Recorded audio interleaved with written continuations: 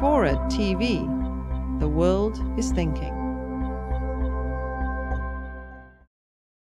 On Zuckerberg's Person of the Year account in Time magazine, I just looked it up. If you look at that plus the runner-up, who's Assange, actually had more votes from the readers.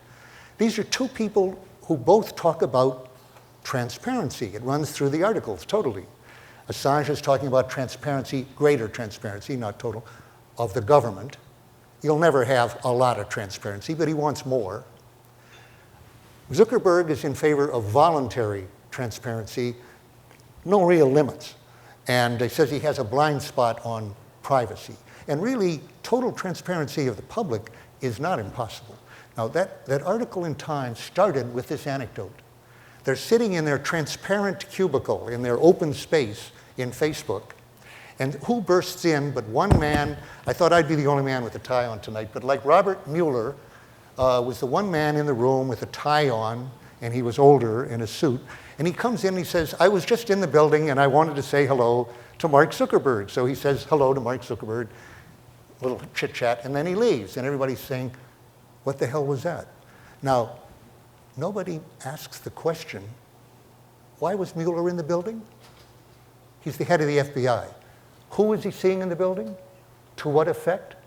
The question didn't seem to be asked, including in the transparent, but later in the article, which has some interesting questions in it, makes the following point. Google, Facebook, Twitter, but they're talking about Facebook, have an unparalleled database about the desires, the likes, the preferences, the values, everything else of people in the world, including the US, bigger than the FBI, they asserted. They said, Mueller is lusting after, is very anxious to get that, and will come with subpoenas. Have they come with a subpoena to Facebook? We know they have, in effect, to Twitter. Roy asked the question. You gave an answer. You think they have, in effect, or maybe more than a subpoena. Do they need a subpoena? How closely are they working? This transparency, which bonds us together and gives us all so many friends that we didn't know before, but all these friends that are connected, gives the state an absolutely unparalleled in the history of humanity ability to know what's going on in its citizens, to find out who the dissenters are within the government. A leak I would like to see is from NSA, inside, absolutely opaque on this to Congress. How many congresspersons have you listened to in the last 10 years? How many sources? How many newsmen? We don't know anything of what NSA, they absolutely refuse to tell Congress. But it's not just NSA.